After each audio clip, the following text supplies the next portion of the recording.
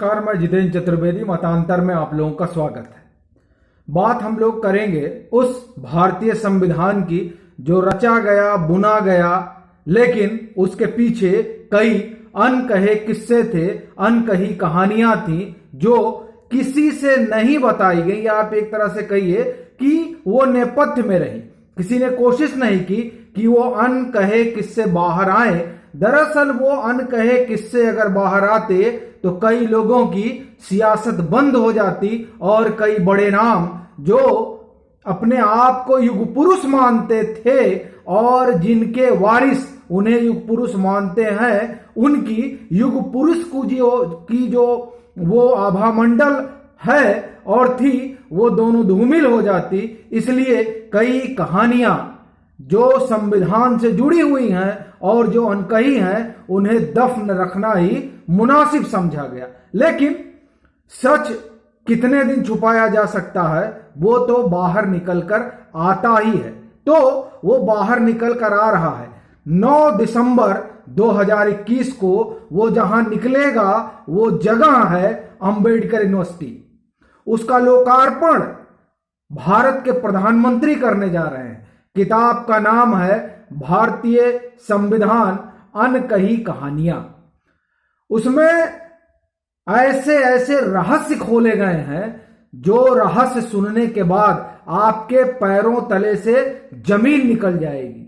जैसे मैं आपको एक उदाहरण देता हूं। ऐसे तो सैकड़ों संविधान संशोधन हुए हैं भारतीय संविधान में, लेकिन जो पहला संविधान संशोधन था वो संविधान संशोधन असंवैधानिक था। आप सही सुन रहे हैं, असंवैधानिक था। यह मैं नहीं कह रहा हूं, ये जो किताब आ रही है, जिस किताब का लोकार्पण भारत के प्रधानमंत्री करने जा रहे हैं, उस किताब में इस बात की चर्चा की गई है। बात यही नहीं रुकती है, किताब इस बात का भी जिक्र करती है कि अगर भीमराव अंबेडकर जिस संविधान सभा से जुड़े, और आप एक तरह से कहिए कि जिस संविधान सभा के वो कर्ता धर्ता हुए, उस संविधान सभा में उन्हें जगह महात्मा गांधी की वजह से मिली। बात सिर्फ इतनी भर नहीं है। वो पहला संविधान संशोधन जिससे राजद्रोह को शामिल किया गया संविधान में, वही राजद्रोह जिसे लेकर बड़ी बड़ी तकरीरें लिखी गई, तहरीरें लिखी गई, बड़े बड़े लेख लिखे गए। विद्वानों ने अपनी कलम तोड़ी कि राजद्रोह का कानून तो अब होना ही नहीं चाहिए, ये किसी भी डेमोक्रेटिक कंट्री के लिए ठीक नहीं है।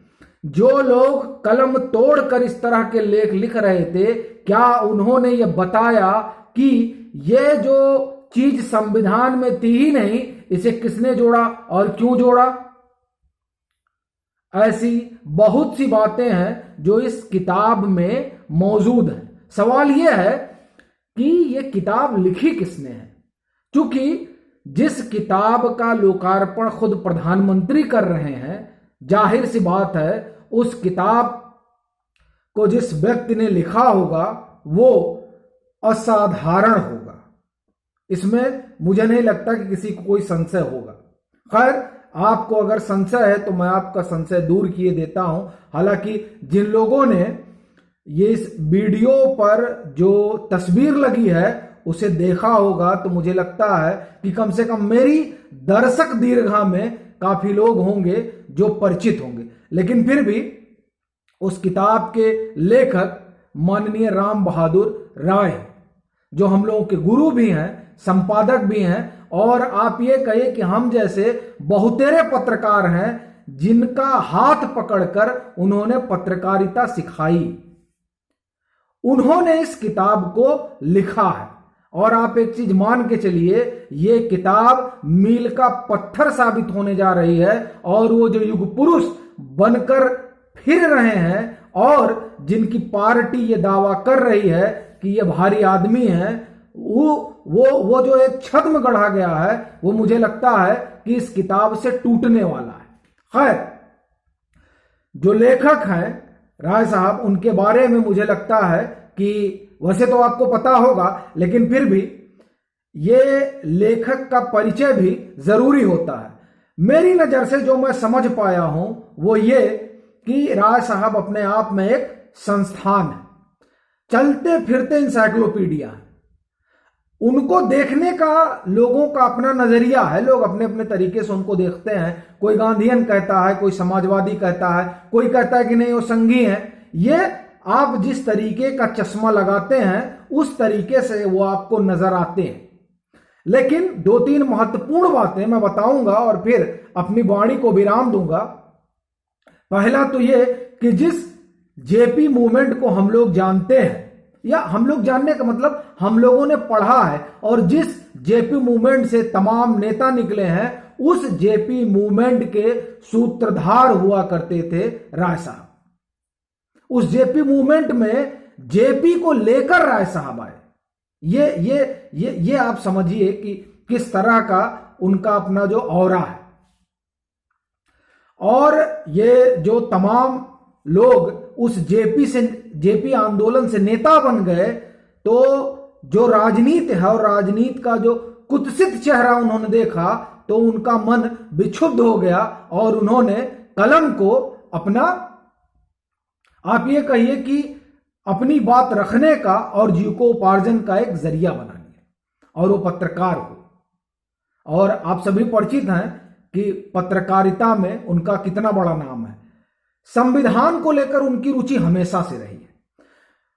हिंदुस्तान समाचार के जो कार्यकारी संपादक हैं ब्रजेश कुमार, उनसे जो बातचीत हुई तो वो बातचीत में इस बात का जिक्र करते हैं कि दरअसल राय साहब 2008 से ही संविधान को लेकर एक सार्थक बहस चलाना चाह रहे हैं।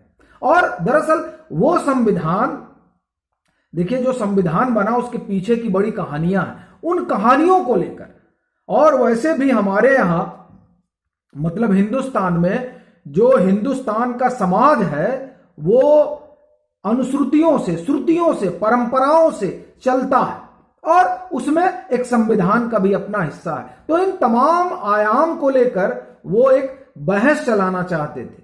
इसकी शुरुआत भी हुई और उस शुरुआत में देवदत्त जी शामिल हुए, लेकिन फिर किन्हीं कारणों से वो सिलसिला कुछ दिन चला और रुक गया। लेकिन देवेंद्र स्वरूप जी ने वो सिलसिला लंबा चलाया।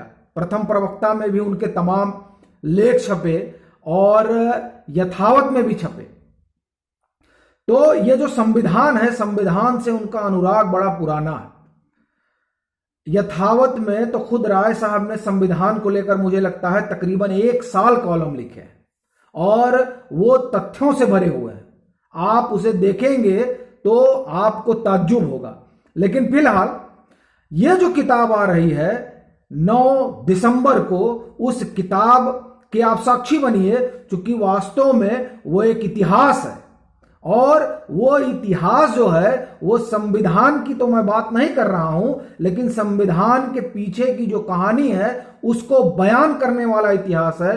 वो इतिहास है जो पूरे हिंदुस्तान की उस वैचारिकी को बदल देगा, जो वैचारिकी 1947 में पंडित जवाहरलाल नेहरू की अगुवाई में रखी गई थी, तैयार की गई थी। मुझे लगता है कि ये किताब उस वैचारिकी को ध्वस्त करने में मील का पत्थर होने वाली है, क्योंकि मैं अभी तक जितना समझ पाया हूं।